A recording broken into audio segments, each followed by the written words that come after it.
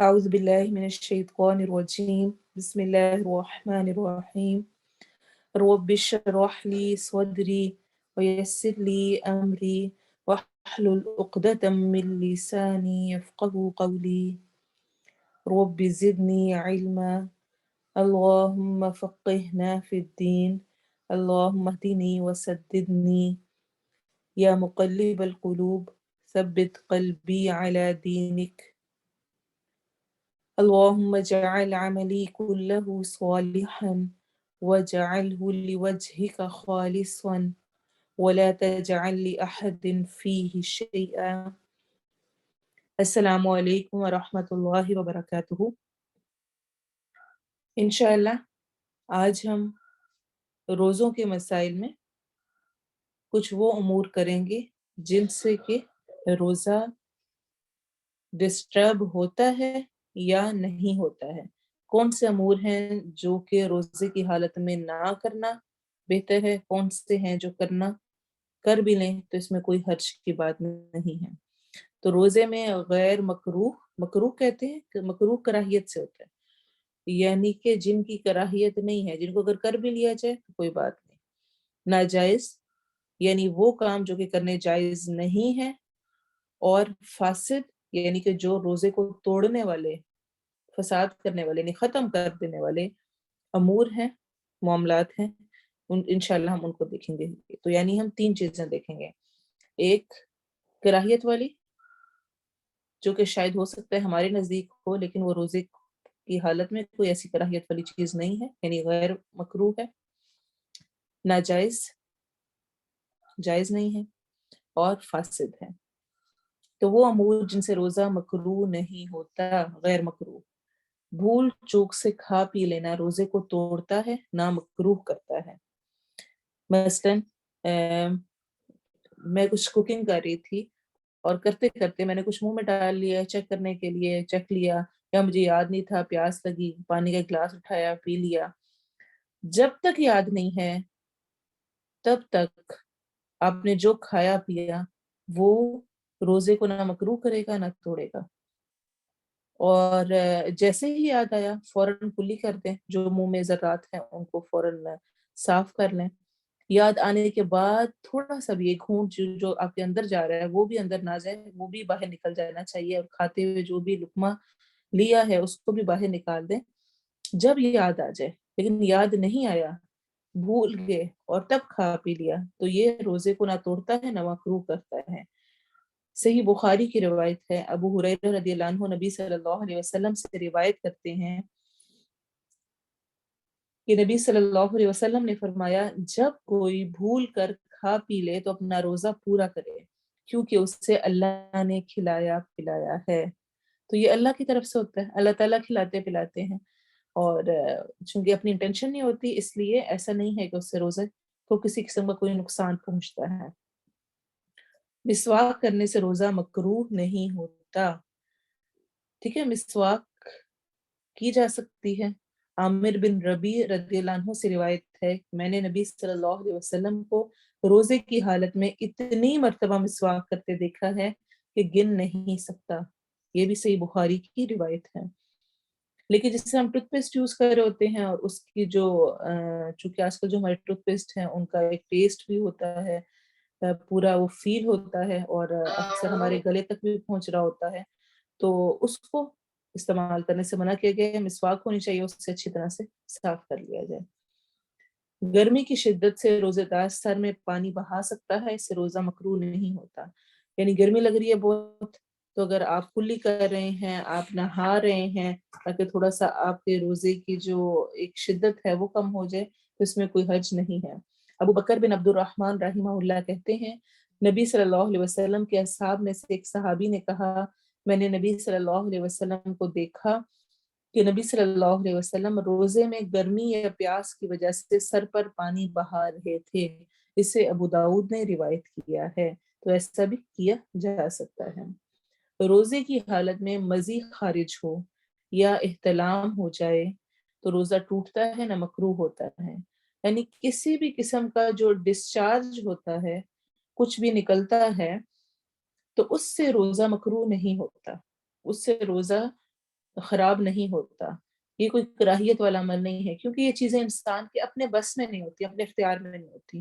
اور ویسے بھی روزہ ٹوٹتا ان چیزوں سے ہے کچھ اندر لے کے جانے کے، جسم کے اندر کچھ جائے، جسم سے باہر کچھ نکل رہا ہے، اس سے کوئی ایسا روزے کو کچھ مسئلہ نہیں ہوتا سوائے اس خون کے جو کہ مینسس کا یا پیریڈز میں نکلتا ہے. سر میں تیل لگانے، کنگھی کرنے یا آنکھوں میں سرما ڈالنے سے روزہ مکروہ نہیں ہوتا ہے. اسی طرح روزے دار گرمی کی شدت میں کپڑا پانی میں تر کر کے گیلا کر کے بدن پہ رکھ سکتا ہے، اس سے بھی روزہ مکروہ نہیں ہوتا ہے. تو عبداللہ بن مسعود رضی اللہ عنہ نے فرمایا جب تم میں سے کوئی روزے دار ہو تو اس سے تیل کنگھی کر لینی چاہیے. اور ایسے حسن فرماتے ہیں روزے دار کے لیے ناک میں دوا ڈال لینے میں کوئی حرج نہیں بشرطے کہ حلق تک نہ پہنچے. نیز روزے دار سرما لگا سکتا ہے. چونکہ ناک کا، کان کا اور گلے کا یہ آپس میں انٹرلنکڈ ہوتے ہیں، تو اس لیے ناک میں اس طرح سے دوائی ڈالنا کہ وہ حلق تک جائے وہ روزے کو خراب کرتا ہے. لیکن اگر آپ اس طرح ڈال رہے ہیں کہ وہ حلق تک نہیں جا رہی، تھوڑی مقدار میں ہے اور شروع میں ہی ہے، کچھ اس طرح کا ہے، تو اس میں کوئی حرج کی بات نہیں ہے. لیکن حلق تک پہنچنا، اسی لیے ہمیں آگے انشاءاللہ ہم دیکھیں گے بھی، ہمیں روایت میں یہ بھی بتا دیا گیا ہے کہ وضو کرتے ہوئے بھی ناک میں زیادہ پانی نہیں چڑھانا کہ وہ حلق تک جا سکتا ہے. اسی طرح عطا رحمہ اللہ فرماتے ہیں روزہ دار اپنا تھوک نگل سکتا ہے. کبھی ہمیں یہ پریشانی بھی ہوتی ہے کہ یہ تھوک سا جو آ رہا ہے کہیں یہ میں اندر کروں گی تو اس سے روزہ خراب تو نہیں ہو جائے گا. اور یہاں تک فقہا نے کہا ہے کہ اگر مکھی بھی روزے دار کے حلق میں چلی جائے تو کوئی حرج کی بات نہیں ہے. یعنی ایسے بھی کبھی کوئی امور ہو جائے، کچھ اس طرح کا بھی ہو جائے، کچھ بھی کسی بھی طرح کی چیز اگر اندر چلی جائے تو اس کو نکال کے اس سے باہر ان چیزوں سے روزہ نہیں ٹوٹتا ہے. اگر کسی پر غسل فرض ہو لیکن دیر سے اٹھے تو سحری کھا کر غسل کر سکتا ہے، البتہ کھانے سے قبل وضو کر لینا چاہیے. ٹھیک ہے، اس میں مختلف کنڈیشن جو کہ غسل واجب کرتی ہیں، فرض کرتی ہیں، ہم پڑھ چکے ہیں. مینسس کا ہونا اور نفاس کی حالت میں ہونا اور میاں بیوی کے تعلق قائم کرنے کے بعد اس حالت میں، ان حالات میں غسل واجب ہے.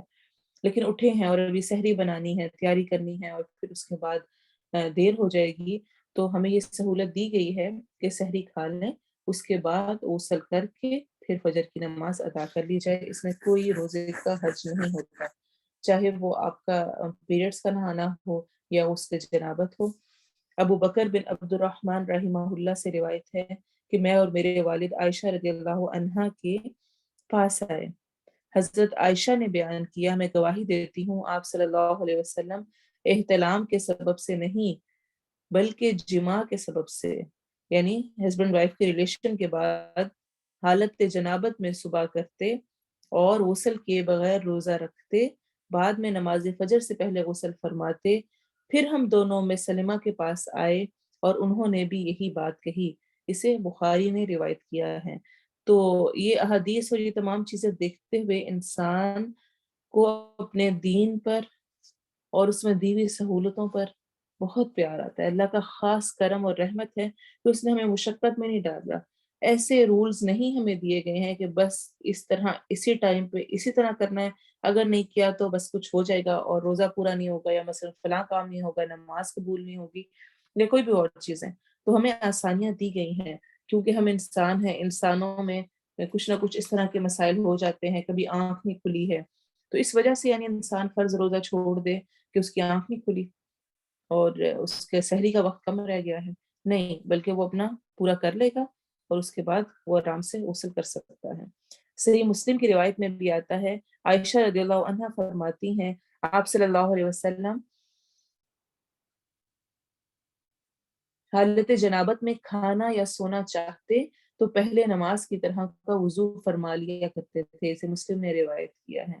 یعنی عام حالات میں بھی، ویسے بھی اگر فوراً آپ کے لیے غسل کرنا پاسبل نہیں ہے تو نماز کی طرح وضو کر لینا چاہیے.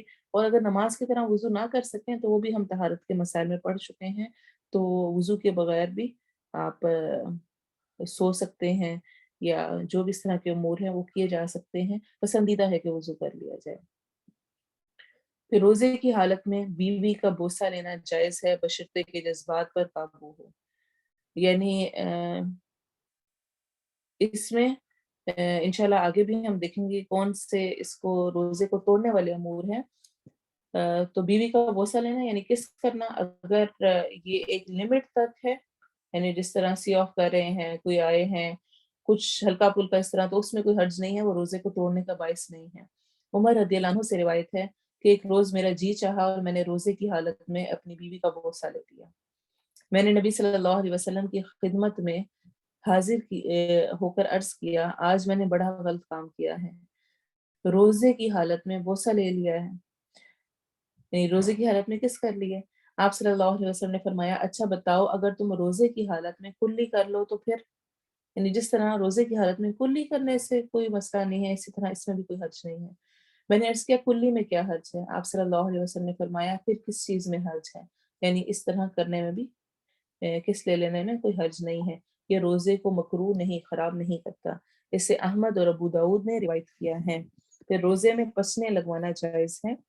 عبداللہ بن عباس رضی اللہ عنہما فرماتے ہیں نبی صلی اللہ علیہ وسلم نے روزے کی حالت میں پسنے لگوائے، اسے بخاری نے روایت کیا ہے. اور یہ کیا ہوتا ہے؟ علاج کے طور پر سوئی، بلیڈ یا اس طرح کچھ اس طرح کی چیز سے جسم کے کسی حصے سے خون نکالنا، یہ پسنے لگوانا ہوتا ہے. وہ امور جو روزے کی حالت میں جائز نہیں ہے، غیبت کرنا، جھوٹ بولنا، گالی دینا، لڑائی جھگڑا کرنا، روزے کی حالت میں بدرجہ اولا ناجائز ہے. اللہ تعالیٰ ہمیں ہدایت دے.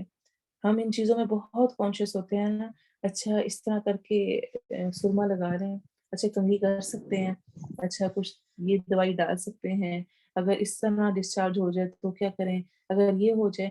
ہم ان ظاہری چیزوں پہ تو بہت زیادہ جا رہے ہوتے ہیں، اور ان کی وجہ سے ہم بڑے متاثر ہو رہے ہوتے ہیں کہ پتہ نہیں واقعی روزہ ہوگا، میرا ٹھیک چل رہا ہوگا نہیں ہوگا. لیکن ان امور پر، غیبت، جھوٹ، گالی گلوچ، لڑائی جھگڑے، ان پر ہم فوکس نہیں کرتے. اور روایت ہمیں کیا کہتی ہے؟ آپ صلی اللہ علیہ وسلم نے فرمایا، جو شخص روزہ رکھ کر جھوٹ بولنا اور اس پر عمل کرنا ترک نہ کرے، چھوڑ نہ دے، تو اللہ تعالیٰ کو اس بات کی کوئی حاجت نہیں کہ وہ کھانا پینا چھوڑ دے. اسے بخاری نے روایت کیا ہے.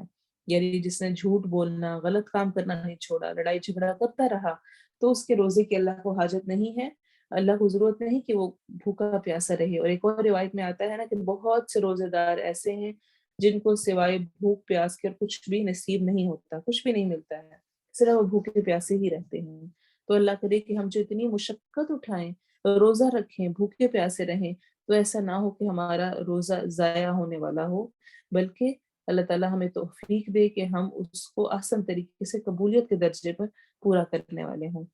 آپ صلی اللہ علیہ وسلم نے فرمایا، روزہ ڈھال ہے، لہٰذا جب کوئی روزہ رکھے تو فحش باتیں نہ کرے، بےہودہ پن نہ دکھائے.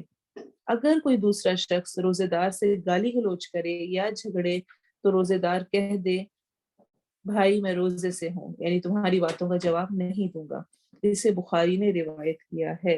یعنی حدیث نے ہمیں یہ طریقہ بھی سکھا دیا ہے کہ آپ خود کو تو بہت دفعہ ایسا ہوتا ہے کہ اوائڈ کرنے کی کوشش کرتے ہیں، لیکن دوسرا ابتلا ہوتا ہے آپ سے لڑنے پر، اور وہ آپ کو گالی گلوچ بھی کر رہے ہیں، وہ کوئی بےہودہ بات بھی کر دیتے ہیں. لوگ ایسے اس وقت بےہودہ قسم کی چیزیں موجود ہیں جن کو سن کر، دیکھ کر وہ بھی روزے کو خراب کرنے والی ہیں. ایک تو یہ ہے کہ کوئی اور انسان ہے جو کہ آپ سے بےہودہ گوئی کر رہا ہے، کوئی ایسا آپ کو لطیفہ اس نے سنا دیا، کوئی ایسی بات اس نے کہہ دی، کسی اور کا ذکر اس طرح کر دیا. اور یاد رکھیں اس میں یہ بھی شامل ہے کہ میں خود کیا دیکھ رہی ہوں. ایک تو ہے ڈیلنگ، اور ایک ہے اکیلے بیٹھے ہوئے بھی ٹک ٹاک اور اس پر بےہودہ چیزیں دیکھ رہی ہوں، فحش باتیں ہیں، بے حیائی والی باتیں ہیں، وہ بھی روزے کو خراب کر دیتی ہیں. اس روزے کا کوئی فائدہ نہیں جس روزے میں بیٹھ کر میں ڈرامے دیکھ رہی ہوں، میں موویز دیکھ رہی ہوں، میں گیمز کھیل رہی ہوں، کیونکہ یہ بھی بے مقصد چیز ہے نا، جس کا کوئی مقصد نہیں. گیمز کھیلنا، وقت کا ضیاع کرنا، یہ تمام چیزیں اسی میں آ جائیں گی. کیا فائدہ میرے بھوکے پیاسے رہنے کا جب میں ٹائم پاس کر رہی ہوں، جب میں بس انہی چیزوں میں لگی ہوئی ہوں. تو اللہ کو میرا بھوکا پیاسا رہنا نہیں چاہیے، اللہ کو میری تیاری چاہیے کہ میں کس طرح سے اللہ کے سامنے جانے کے لیے اپنی تیاری کر رہی ہوں۔ روزے کی حالت میں بیہودہ فحش اور جہالت کے کام یا گفتگو کرنا منع ہے، ٹھیک ہے، یہ چیزیں نہیں کرنی، اور ان میں ہمارا کام احتیاط ہی کرنا ہے۔ آپ صلی اللہ علیہ وسلم نے فرمایا روزے کی حالت میں کسی کو گالی نہ دو، اگر کوئی دوسرا گالی دے تو اسے کہہ دو میں روزے سے ہوں، اگر کھڑے ہو تو بیٹھ جاؤ۔ اور جو روزے دار اپنی شہوت پر قابو نہ رکھتا ہو اس کے لیے بیوی سے بغل گیر ہونا یا بوسہ لینا جائز نہیں، یعنی کس کرنا یا پھر کسی بھی طرح کا کچھ بھی ٹچ ہونا وہ منع کیا گیا ہے اگر وہ اپنے اوپر کنٹرول نہیں کرنے والا۔ عائشہ رضی اللہ عنہا فرماتی ہیں آپ صلی اللہ علیہ وسلم روزے کی حالت میں بوسہ لیتے اور بغل گیر ہوتے، لیکن وہ اپنی شہوت پر سب سے زیادہ قابو پانے والے تھے۔ اسے بخاری نے روایت کیا ہے، یعنی ایسے ابتدائی امور نہ کیے جائیں جو کہ اینڈ آپ کو ایسے پہ لے جائیں جس کے بعد آپ کو افسوس ہو، اور آپ کے لیے وہ روزے کی حالت میں جو چیزیں منع کی گئی ہیں اس کی ابتدائی امور کو کرنے سے ہی منع کر دیا گیا، اس اعتبار سے کہ اگر اس کے اینڈ تک پہنچنے کا خطرہ ہو۔ ابو ہریرہ رضی اللہ عنہ سے روایت ہے، ابو داؤد کی حدیث ہے کہ ایک آدمی نے آپ صلی اللہ علیہ وسلم سے روزے کی حالت میں بیوی سے بغیر ہونے کے بارے میں سوال کیا، آپ صلی اللہ علیہ وسلم نے اسے اجازت دے دی۔ پھر ایک اور آدمی آیا، اس نے وہی سوال پوچھا، آپ صلی اللہ علیہ وسلم نے اسے منع فرما دیا، یعنی ایک ہی کوشچن دونوں نے پوچھا۔ ابو ہریرہ کہتے ہیں جس کو آپ نے اجازت دی وہ برا شخص تھا، اور جسے نبی صلی اللہ علیہ وسلم نے منع فرمایا وہ جوان تھا، یعنی اس کے پھر اتنے ایموشن زیادہ اسٹرانگ ہوں گے، برا شخص اس کے ویسے نہیں ہونے، تو اس لیے آپ نے اس کو مناسبت سے کہا۔ تو یعنی سمپل یہ چیز سمجھنے کی ہے کہ ایک سمپل کس کرنا روزہ نہیں توڑتا، لیکن اس میں اور اس جیسے امور کرنے سے جو آگے بڑھنے کا چانس ہے اس کی وجہ سے پھر منع کر دیا گیا ہے، یعنی دونوں میں سے یہ ہر کوئی اپنی کنڈیشن کے مطابق دیکھ سکتا ہے کہ کس طرح سے کون سا امر چل سکتا ہے۔ روزے کی حالت میں کلی کرتے وقت ناک میں اس طرح پانی ڈالنا جائز نہیں کہ حلق تک پہنچنے کا خدشہ ہو۔ حضرت لقیط بن صبرہ اپنے باپ رضی اللہ عنہ سے روایت کرتے ہیں کہ میں نے کہا یا رسول اللہ صلی اللہ علیہ وسلم وضو کے بارے میں مجھے کچھ بتائیے۔ آپ صلی اللہ علیہ وسلم نے فرمایا وضو پورا کرو، انگلیوں کے درمیان خلال کرو، یعنی انگلیوں کے درمیان میں جس طرح سے جو درمیان کی جگہ ہے وہاں پر اس کو بھی صاف کرنا یا اس میں انگلی پھیرنا دوسرے ہاتھ کی خلال کرنا کہلاتا ہے، اور ناک میں اچھی طرح پانی ڈالو، لیکن اگر روزہ ہو تو پھر ایسا نہ کرو، اسے ابو داؤد اور ترمذی نے روایت کیا ہے۔ تو جس طرح وضو میں ہمیں حکم ہے نا کہ ناک میں پانی چڑھایا جائے، صحیح طرح سے پانی چڑھا کے وضو کیا جائے، تو روزے کی حالت میں ایسا کرنے سے منع کیا گیا ہے۔ روزے کو فاسد کرنے یا توڑنے والے امور، یعنی جس سے روزہ ٹوٹ جاتا ہے، ختم ہو جاتا ہے، وہ کیا ہے؟ روزے کے دوران جماع کرنے سے روزہ باطل ہو جاتا ہے، اس پر کفارہ بھی ہے، قضا بھی ہے۔ یعنی کہ روزے کی حالت میں جنابت، جماع، انٹرکورس کرنا منع کیا گیا ہے۔ روزہ ہمیں صبر سکھاتا ہے اور ہمیں ان جائز چیزوں سے بھی رکنے کا حکم ہے جو کہ عام حالات میں ہمیں اجازت ہے کرنے کی، کھانا پینا چھوڑ دینا، ایسے ہی ہسبینڈ وائف کا ریلیشن، اور یہ چیزیں ہمیں عام دنوں میں منع نہیں ہے، ان کا کوئی گناہ نہیں ہے، بلکہ ایک روایت ہمیں یہ کہتی ہے کہ یہ اس پر بھی ثواب ملتا ہے، لیکن روزے کی حالت میں اس کو منع کر دیا گیا ہے۔ پھر کوئی حکم کو نہ مانے اور ایسا کر لے تو اس پر کفارہ بھی ہے، قضا بھی ہے۔ اب آپ نے اس چیز کو سمجھنا ہے۔ ابھی تک ہم نے دو ٹرمز پڑھی تھی، ایک قضا اور ایک فدیہ، اب تیسری چیز ہے کفارہ۔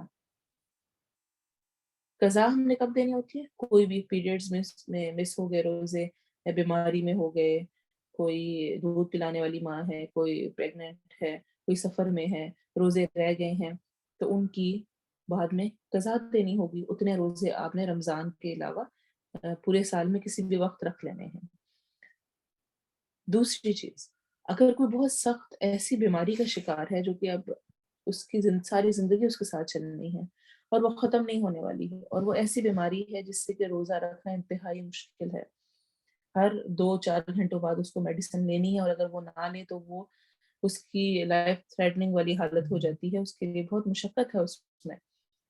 تو وہ کیا کرے گا؟ اگر بڑھاپا ہے اور بہت بوڑھے ہو چکے ہیں اور اس میں بہت مشکل ہے اس کو پورا کرنا، جو روزے رہ گئے ہیں یا جو روزے نہیں رکھ سکے، ان تمام صورتوں میں فدیہ دیا جائے گا، یعنی کسی کو اپنی جگہ 2 وقت کا کھانا کھلا دینا. اب یہ تیسری چیز آتی ہے کفارہ. کفارہ کب ہوتا ہے؟ جس چیز سے منع کیا گیا ہے وہ کام اگر کر لیا جائے، یعنی جمع کر لیا جائے، تو اس پر کفارہ بھی دینا ہوگا، قضا بھی کرنی ہوگی، روزہ بھی رکھنا ہوگا، اور جو کفارہ ہے وہ بھی دینا ہوگا. روزے کا کفارہ آپ دیکھیں، اللہ نے جس چیز سے منع کیا ہے اگر وہ کوئی کر لیتا ہے تو اس پر کتنی سخت پکڑ ہے. ایک غلام آزاد کرنا، آج کل یہ نہیں ہے. پھر کیا کرنا ہے؟ 2 ماہ کے مسلسل روزے رکھنا.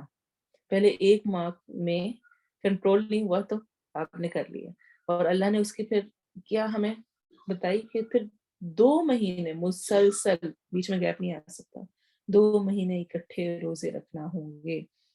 یا پھر 60 محتاجوں کو کھانا کھلانا ہے، 60 کو. ابو ہریرہ سے روایت ہے کہ ہم نبی صلی اللہ علیہ وسلم کے پاس بیٹھے تھے کہ ایک صحابی آئے اور کہنے لگے یا رسول اللہ صلی اللہ علیہ وسلم میں ہلاک ہو گیا. آپ نے پوچھا کیا بات ہے؟ اس نے کہا میں روزے کی حالت میں بیوی سے صحبت کر بیٹھا ہوں. آپ صلی اللہ علیہ وسلم نے پوچھا کیا تو ایک غلام آزاد کر سکتا ہے؟ اس نے کہا نہیں. آپ نے پھر دریافت کیا کیا 2 ماہ کے مسلسل روزے رکھ سکتے ہو؟ اس نے عرض کیا نہیں.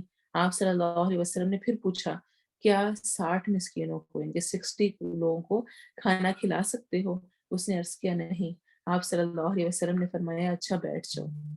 آپ صلی اللہ علیہ وسلم تھوڑی دیر رکے. ہم ابھی اسی حالت میں بیٹھے تھے کہ ایک کھجور کا عرق بڑے ٹوکرے کو کہتے ہیں، وہ آپ صلی اللہ علیہ وسلم کی خدمت میں لایا گیا.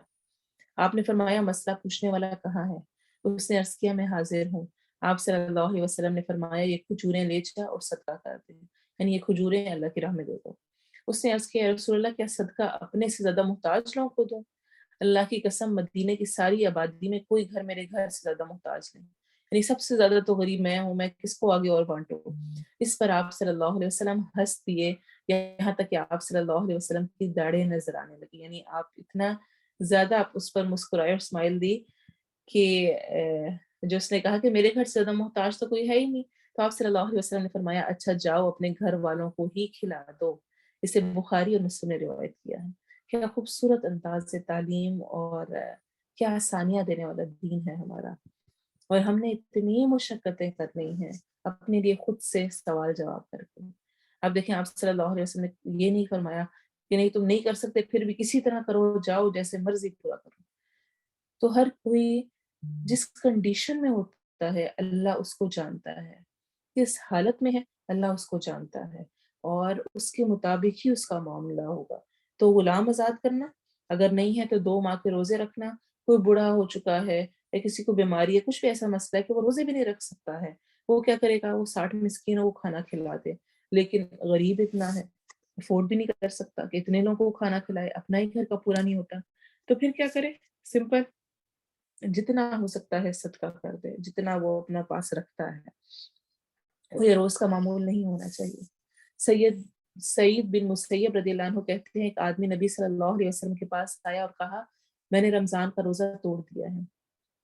جو بھی مجبوری کسی بھی وجہ سے اگر کسی نے روزہ توڑ دیا ہے، آپ صلی اللہ علیہ وسلم نے اسے فرمایا صدقہ کر، اللہ تعالیٰ سے معافی مانگ اور روزے کی قضا ادا کر. تو اگر کچھ بھی ایسا ہوا کہ رمضان کا روزہ توڑ دیا اور بعد میں احساس ہوا تو اس صورت میں صدقہ کرنا ہے، معافی مانگنی ہے اور روزے کی قضا دینی ہوتی. اس نے ابن ابی شیبہ نے مصنف میں روایت کیا ہے.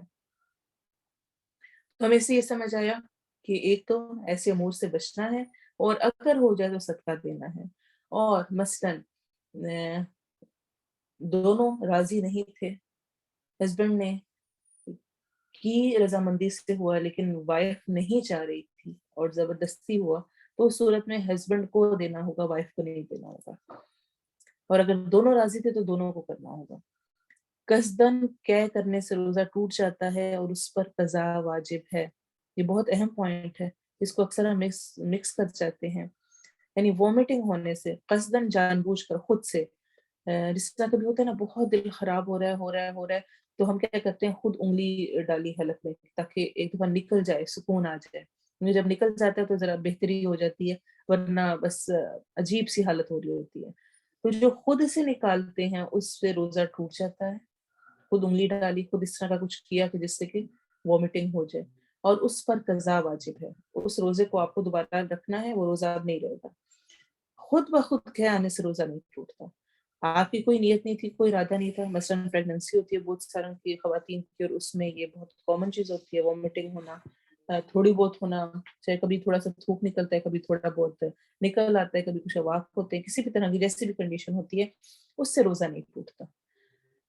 آپ صلی اللہ علیہ وسلم نے فرمایا جس روزے دار کو خود بخود قے آئے اس پر قضا نہیں ہے, یعنی اس کا روزہ وہ مکمل کرے گا اپنا.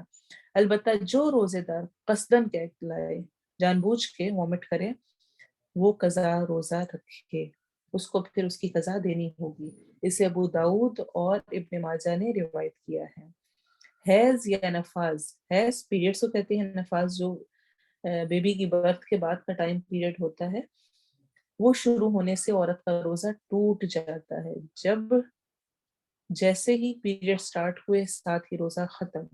پھر یہ کوئی تقوی نہیں ہے کہ آپ کے میرا دل نہیں کرا کھانے کو, کوئی بات نہیں, میں روزہ پورا کر لیتی ہوں, 12 بجے سے پہلے ہے تو یہ ہو گیا, 12 بجے کے بعد ہے تو نہیں, یہ پورا کر لینا چاہیے. کچھ بھی ایسا نہیں ہے. جیسے ہی آپ کو پتا چلا پیریڈ سٹارٹ ہو گئے ہیں تو ساتھ ہی آپ کا روزہ ختم. کوئی گناہ نہیں, کوئی حرج نہیں, جو آپ کھانا پینا چاہیں, جو کچھ کرنا چاہیں وہ کر سکتے ہیں. اب آپ کا روزہ نہیں ہے, آپ کو اس کی قضا ہی دینی ہے. ابو سعید خدری کہتے ہیں آپ صلی اللہ علیہ وسلم نے فرمایا کیا ایسا نہیں ہے کہ عورت جب حائضہ ہو جاتی ہے تو نہ نماز پڑھ سکتی ہے نہ روزہ رکھ سکتی ہے, اور عورتوں کے دین میں کمی کی یہی وجہ ہے. اسے بخاری نے روایت کیا ہے. اچھا, یہاں پہ جو بار بار آتے ہیں نا دین میں کمی, اس کو میں بہت ایکسپلین کر چکی ہوں. ہرگز یہ مراد نہیں ہے کہ عورتیں دین میں پیچھے ہیں. اس سے مراد ہے کہ ویسے روٹین نہیں بنا پاتے نا. ایک روٹین بنائی, کوشش کی, اور اس کے بعد کوشش کرا کے ساری ابھی شروع کیا تھا کہ اب روز میں نے تہجد میں اٹھا کرنا ہے, کہ پیریڈز ہو گئے, روٹین خراب ہو گئی. دوبارہ سے روٹین بنانے میں وہ جو یہ ایک پروسیس ہوتا ہے نا, اس میں ذرا تھوڑی سی مشقت ہوتی ہے, جس کی وجہ سے اس کو کمی کہا گیا ہے. یہ بھی بخاری کی روایت ہے. تو یہ تھے کچھ امور جو کہ کچھ ایسے جن سے کہ روزہ مکروہ نہیں ہوتا, کچھ جو کہ ناجائز ہیں امور, اور کچھ جو کہ روزے کو فاسد کر دیتے ہیں, یعنی توڑ دیتے ہیں, ختم کر دیتے ہیں, اور ان کی قضا دینی ہوتی ہے. اور اس میں ہم نے پڑھا ہے انٹر کورس کا ہونا, اور دوسرا وومٹنگ ہو جانا جو کہ جان بوجھ کے کی جائے. اس کے علاوہ جسم کے کسی حصے سے خون نکل رہا ہے سوائے پیریڈز مینسز کے, تو اس سے بھی روزہ نہیں ٹوٹتا ہے. کوئی ایسی حرج کی بات نہیں ہے. انشاءاللہ نیکسٹ کلاس میں ہم روزوں کے مسائل کو مکمل کریں گے. کچھ جو نفلی روزے ہیں, اور کچھ روزے جو کہ کس طرح رکھے جائیں, کس طرح نہیں رکھے جائیں, اور رمضان کے علاوہ کے کچھ روزے جو ہوتے ہیں, ان سب کو ہم انشاءاللہ نیکسٹ کلاس میں ڈسکس کریں گے اور مکمل کریں گے. اگر آپ کے کوئی بھی کوئسچنز ہیں روزوں سے متعلق تو آپ وہ ضرور اس ویک میں بھیج دیں. تو نیکسٹ ویک یا اس سے نیکسٹ ویک انشاءاللہ ہم ان سب کوئسچنز کو بھی ایک دفعہ دیکھ لیں گے, رمضان سے پہلے کر لیں. اب انشاءاللہ ہم تجوید پر آتے ہیں. تجوید میں انشاءاللہ آج ہم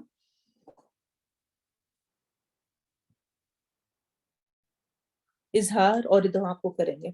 لاسٹ ٹائم ہم نے کیا تھا کہ نون ساکن یا تنوین کے 4 اصول ہیں, رولز ہیں, اور یہ بہت اہم ہے, امپورٹنٹ ہے, تجوید کی روح ہے. یہ ہم سب کو بہت اچھی طرح سے آنے چاہیے. 4 ہیں جن میں سے 2 کو آج ہم دیکھیں گے. پہلا ہے اظہار. اظہار کا مطلب کیا ہوتا ہے؟ لغوی معنی یعنی لینگویج میں ظاہر کرنا. اظہار اردو میں بھی اظہار کرنا کیا ہے؟ ظاہر کرنا. اور جو یہ ہم رولز پڑھے ہیں نا, اس میں یاد رکھیں ہم نے جو بھی کرنا ہے وہ نون کے ساتھ کرنا ہے.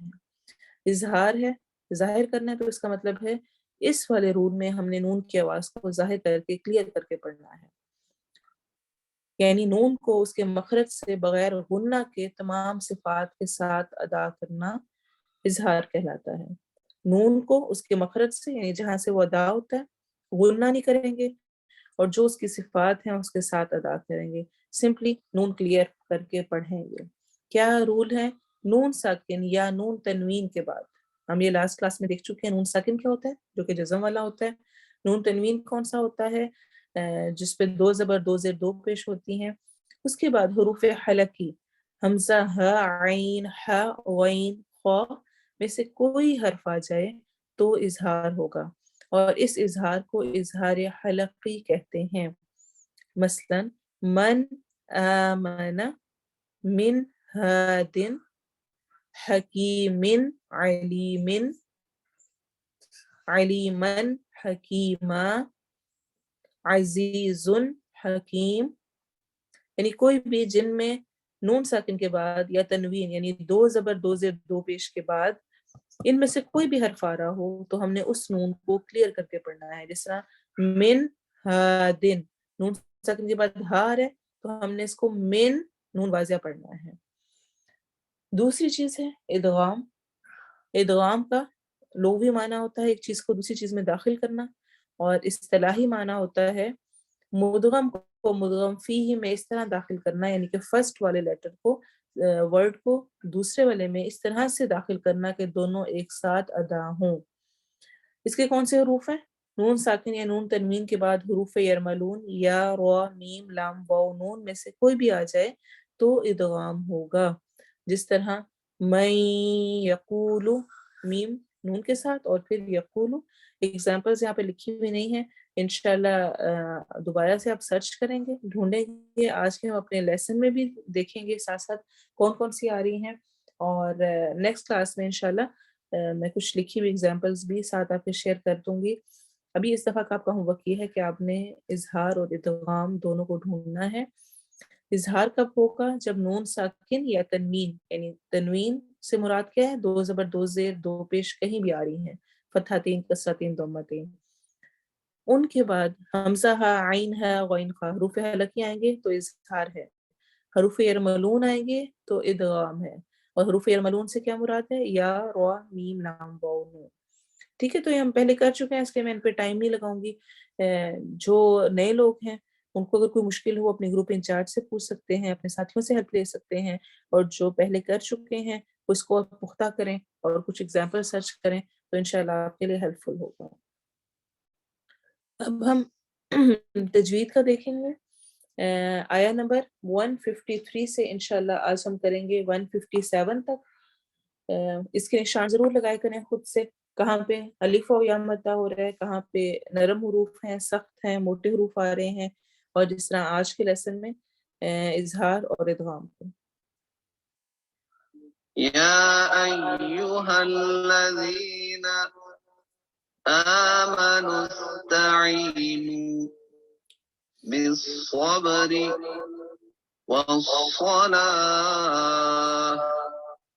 ان اللہ مع الصابرین ولا تقولوا لمن يقتل في سبيل الله أموات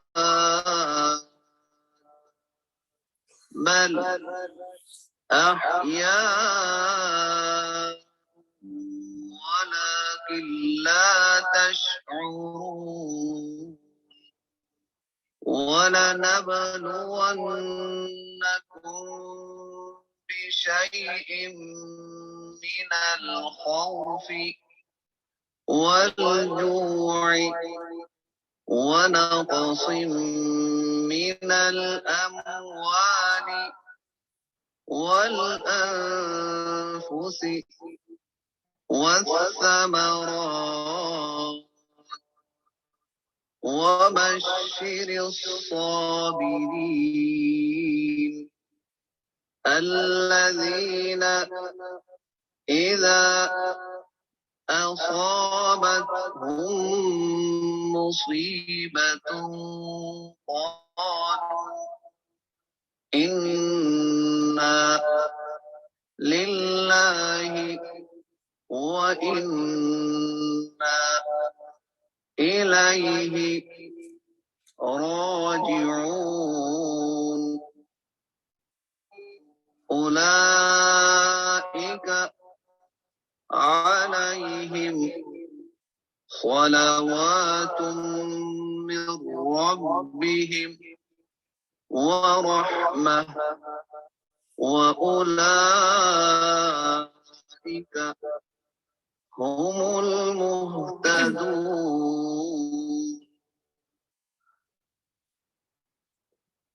ट्रांसलेशन देखते हैं इसकी. अच्छा, इससे पहले लास्ट क्लास में मैंने आया नंबर 151 में आपको करवाया था कमा अरसलना फीकुम रसूलम मिनकुम यतलू. यतलू का जो वाव अलिफ है वो जमा का नहीं है. ये हमने लास्ट स्लाइड्स में ये थोड़ी सी मिस्टेक हुई थी, इसको मैं दोबारा से क्लियर करना चाहूंगी. यतलू में या वो के लिए आ रहा है, यानी फिर मुदारे की निशानी है. ता लाम वाव इसका रूट वर्ड है. वाव अलिफ एंड पर जमा का नहीं है, बल्कि ता लाम वाव रूट वर्ड है तला यतलू से, और अलिफ एक्स्ट्रा लगा हुआ है. यानी ये लिखने में आता है अरबिक स्टाइल में, तो इसको आप करेक्ट कर लीजिएगा. यतलू, दोबारा रिपीट करूंगी. यतलू अलैकुम आयातिना में यतलू का वाव अलिफ जमा के लिए नहीं है, बल्कि ये रूट वर्ड का हिस्सा है. या शुरू में फिर मुदारे की निशानी है. ता लाम वाव रूट वर्ड है, और अलिफ लिखने में अरबिक में लिखा जाता है. तो ये इस तरह से, इसी वजह से हम इसको सिंगुलर ही ट्रांसलेट कर रहे हैं. वो तिलावत करता है अलैकुम तुम पर आयातिना हमारी आयत. आज इंशाल्लाह हम शुरू करेंगे आयत नंबर 153 से. या अय्युहल्लज़ीना, या अकेला भी इस्तेमाल होता है और या अय्युहा करके भी होता है. जब अल्लज़ीना उसके बाद होता है तो हम या अय्युहा करके इस्तेमाल कर रहे होते हैं. आमनु, हमजा मीम नून अमना से है. अमना ईमान, वाव अलिफ आखिर में जमा के लिए आ रहा है, वो जो ईमान लाए. इस्ताईनु, तुम मदद मांगो, वाव अलिफ आखिर में जमा के लिए है. अलिफ सीन ता, जैसे कि हम पढ़ चुके हैं, मांगने के लिए होता है, टू सीक. और हम सूरतुल फातिहा में भी इसे मिलता जुलता वर्ड पढ़ते हैं. क्या है? नस्ताईन, हम मदद चाहते हैं. तो यहाँ पे चूंकि ऑर्डर दिया जा रहा है, फेल अमर है, इसलिए इसकी ट्रांसलेशन में चूंकि अमर या फेल ऑर्डर किसको दिया जाता है? जो कि सामने हाजिर होता है. इसलिए हम फिर जो फेल अमर होता है उसकी हमेशा ट्रांसलेशन में तुम करके बात कर रहे होते हैं, यानी तुम ये करो. तो इसी तरह तुम मदद मांगो, ऐ लोगों जो ईमान लाए हो, तुम मदद मांगो. और आइन या नून, यहाँ पे इसका रूट वर्ड है. असल रूट वर्ड है आइन वाव नून. यहाँ पर वाव की जगह पर या आया हुआ है, यानी वो एक्सचेंज हुए हुए हैं. बिस स्वबरी, साथ सबर के. बी साथ अलिफ लाम प्रॉपर करने के लिए आया हुआ नाउन को. और सब स्वाद बारा, बिस स्वबरी सबर के साथ. वस्सलाती, और नमाज के. वा और अल प्रॉपर करने के लिए आया हुआ है, प्रॉपर नाउन बनाने के लिए. सलात नमाज. स्वाद लाम वाव इसका रूट वर्ड है.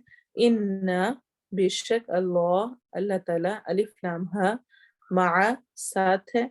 अस्वाबिरीन सबर करने वालों के. स्वाद बारा इसका रूट वर्ड है. अल अलिफ लाम प्रॉपर नाउन के लिए है. स्वाबिर सबर करने वाला. या नून जमा के लिए आ रहा है. और ये मैं पहले भी जिक्र कर चुकी हूँ कि जो भी कोई फाइल के वजन पे होगा उसकी ट्रांसलेशन कैसे होगी? फाइल काम करने वाला, साबिर सबर करने वाला, कातिल कत्ल करने वाला, जाहिल जहालत बरतने वाला, आलिम इल्म रखने वाला.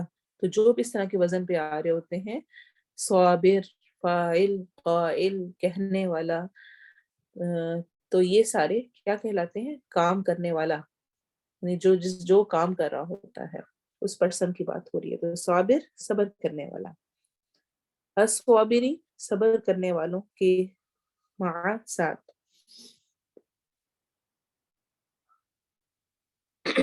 ولا اور نہ، تقولو تم کہو، تا تم کے لیے، والف جمع کے لیے، قول قول بات سے ہے، قالا کیلا قول یقولو سب کا روٹ پٹ قاف و لام ہی ہوتا ہے.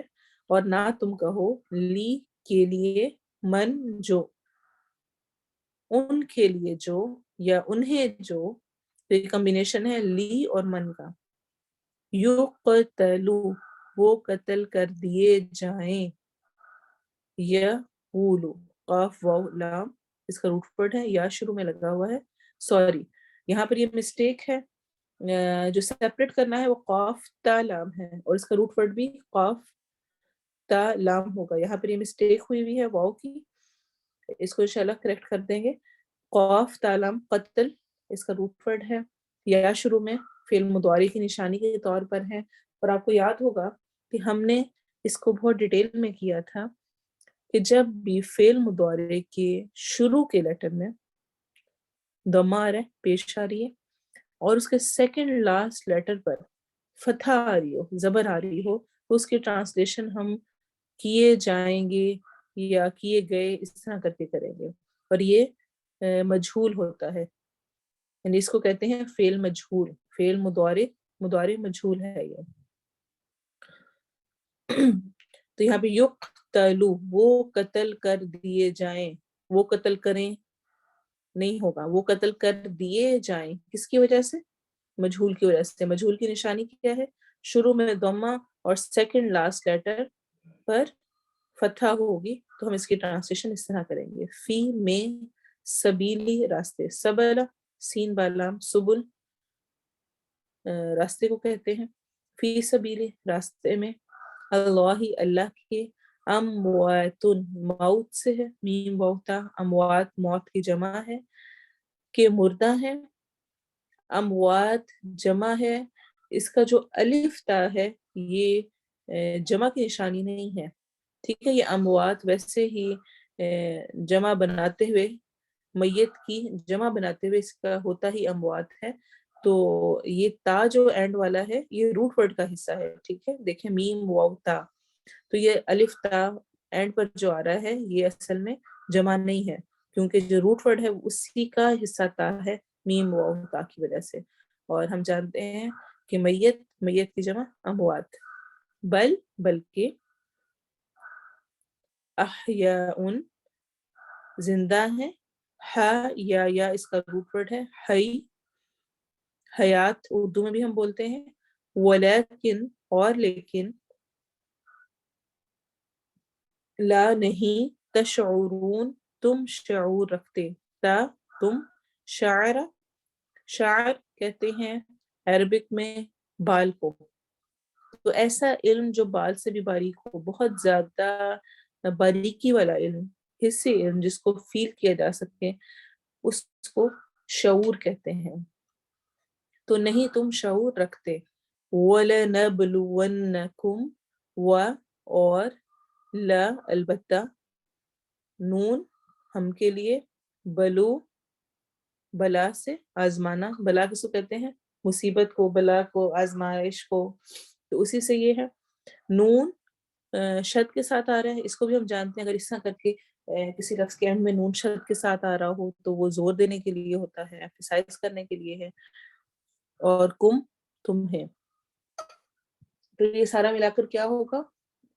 واو شروع میں قسم کے لیے ہے، لام تاکید کے لیے آ رہا ہے، نون بھی تاکید کا ہے.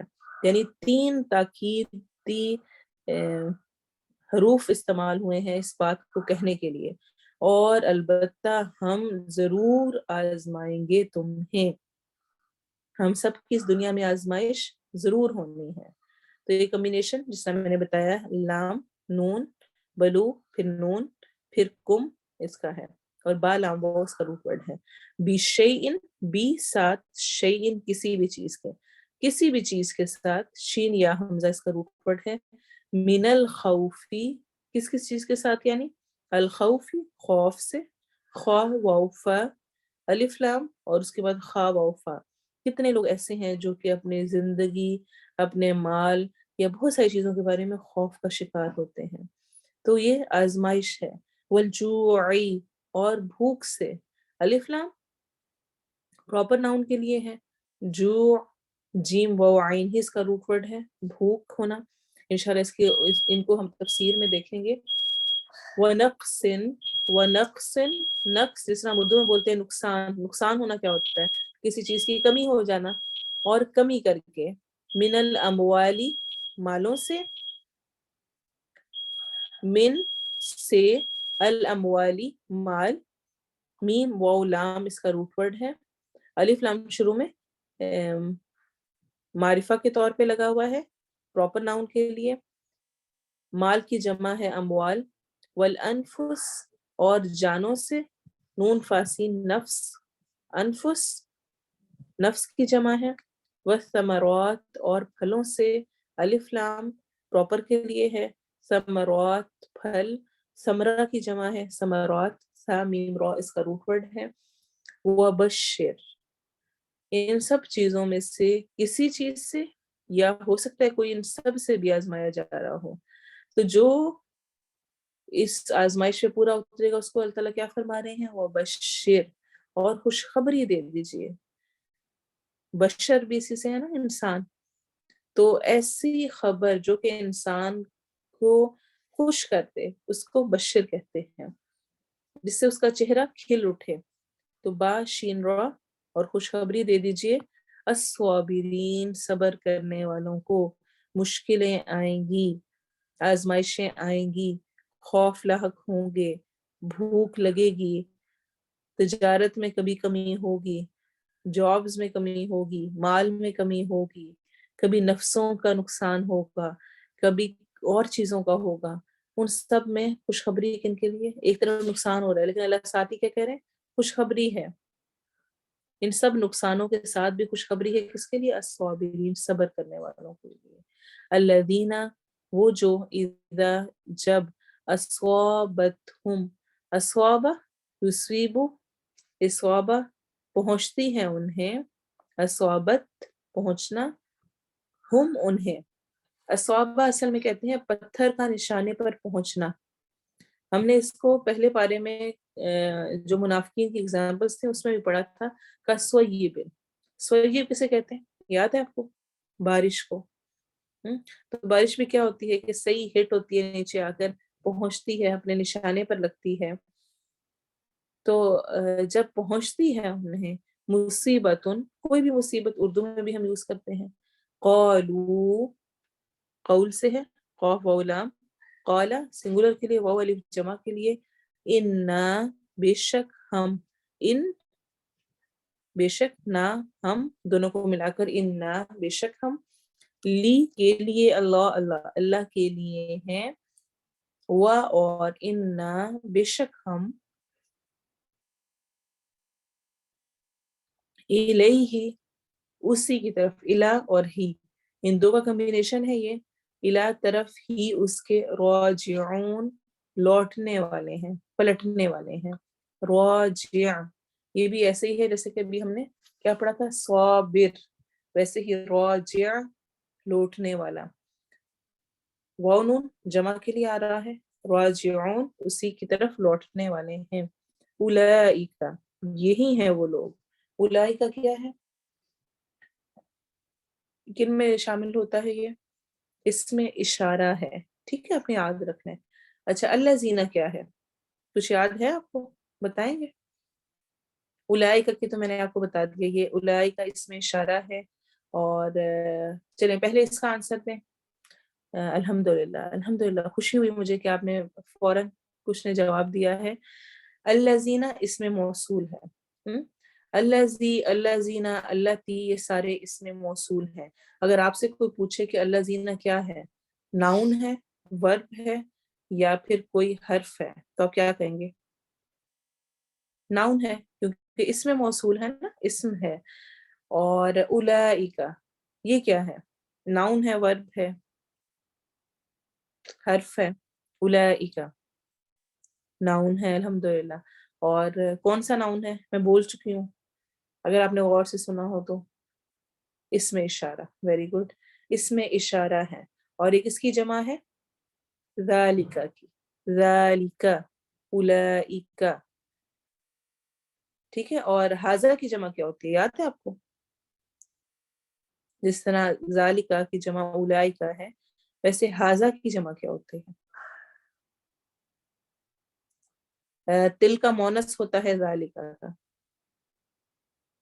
حاذا کی کیا ہوتی ہے؟ ہؤلاء. الحمدللہ. ہؤلاء. حاذہ کی جمع ہوتی ہے ہؤلاء اور ذالک تلک کی جمع ہوتی ہے اولئک. الحمدللہ. تو اولئک یہی وہ لوگ ہیں. یہ بھی اس میں اشارہ ہے یعنی یہ ناؤن کے انڈر آئے گا. علیہم علی اوپر ہم ان کے یا جن کے صلوات نوازشیں ہیں عنایتیں ہیں. سواد لام واو سے ہے. ویسے تو اس کا مطلب دعا ہوتا ہے. یہاں پر مراد رحمتیں نوازشیں عنایتیں صلوات اللہ تعالیٰ کی بلیسنگز ہیں. من سے ربہم ان کے رب کی طرف سے. رو بابا اس کا روٹ ورڈ ہے. ورحمہ اور رحمت ہے. رحمیم رحمت. رحمیم اس کا روٹ ورڈ ہے. رحمت کہتے ہیں مرسی کو اور بلیسنگز اور ہوتی ہیں اور مرسی اور ہوتی ہے. مرسی کی وجہ سے بلیسنگز ہمیں مل رہی ہوتی ہیں. وَأُولَئِكَ اور یہی لوگ ہیں ہم وہ المہتدون جو ہدایت یافتہ ہیں. محتد کہتے ہیں ہدایت پانے والوں کو ہدایت یافتہ کو. واو نون جمع کے لیے آ رہا ہے. الف لام شروع میں ناؤن کو پراپر کرنے کے لیے آ رہا ہے. ناؤن کی نشانی ہے. پراپر ناؤن بنانے کے لیے تو الف لام آتا ہے. کامن ناؤن یہ اس میں معرفہ کی کیا نشانی ہوتی ہے؟ چاہے جلدی سے بتائیں چیٹ میں کہ کیا نشانی ہوتی ہے کامن ناؤن کی؟ کامن ناؤن کو ہم کیسے جان سکتے ہیں؟ جی تنوین کا آنا. دو زبر دو زیر دو پیش جب آ رہی ہوتی ہیں ناؤن کی دو نشانیاں ہم نے پڑھی ہوئی ہیں. یا تو تنوین آ رہی ہوتی ہے یا الف لام. الف لام آ رہا ہے تو اس کا مطلب ہے وہ اس میں معرفہ ہے پراپر ناؤن ہے. اور اگر تنوین آ رہی ہے اینڈ پہ تو اس کا مطلب ہے یہ اس میں نکرہ ہے یعنی کہ یہ کامن ناؤن ہے. ٹھیک ہے. تو ہا دالیہ خدا ہدایت اس کا روٹ ورڈ ہے. یہاں تک الحمدللہ ہم نے مکمل کر لیا. اس کی اب تلاوت سن لیں. يا أيها الذين آمنوا استعينوا بالصبر والصلاة إن الله مع الصابرين ولا تقولوا لمن يقتل في سبيل الله أموات بل أحياء ولكن لا تشعرون ولنبلونكم بشيء من الخوف والجوع ونقص من الأموال والأنفس والثمرات وبشر الصابرين الذين إذا أصابتهم مصيبة قالوا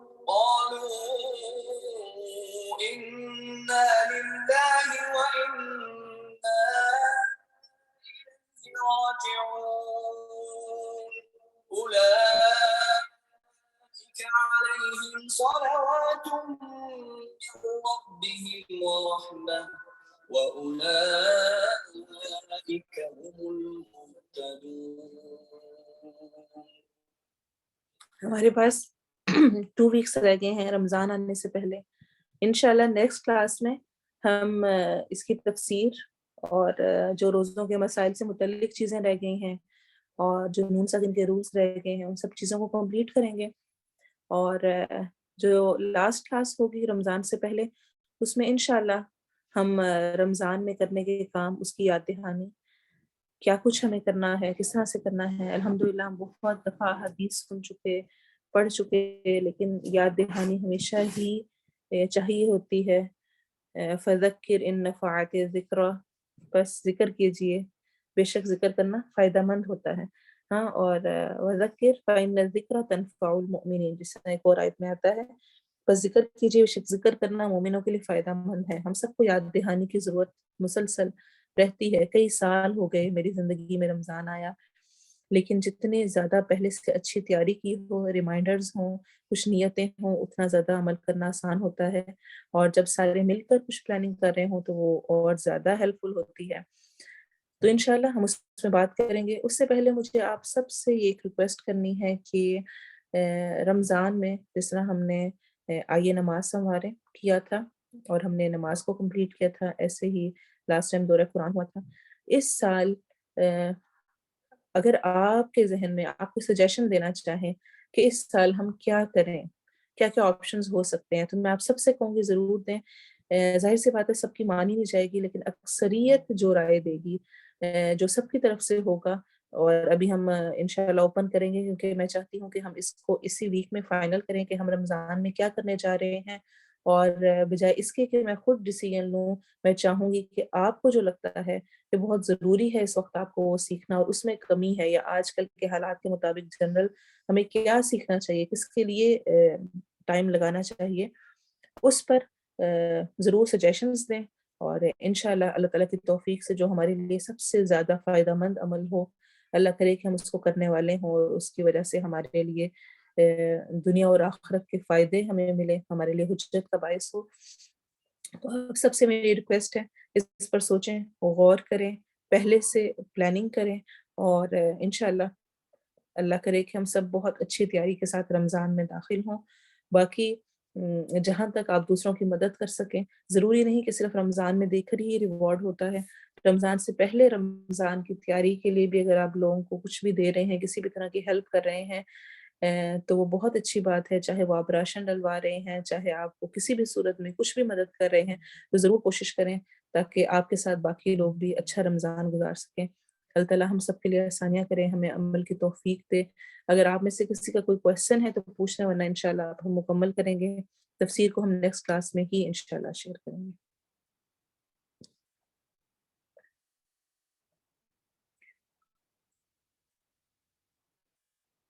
چلیں ٹھیک ہے. کوئی کویسچن نہیں ہے فی الحال، تو دعا پڑھتے ہیں. سبحانک اللہم و بحمدک، اشہد ان لا الہ الا انت، استغفرک و اتوب الیک. سبحان ربک رب العزة عما یصفون، وسلام علی المرسلین، والحمد للہ رب العالمین.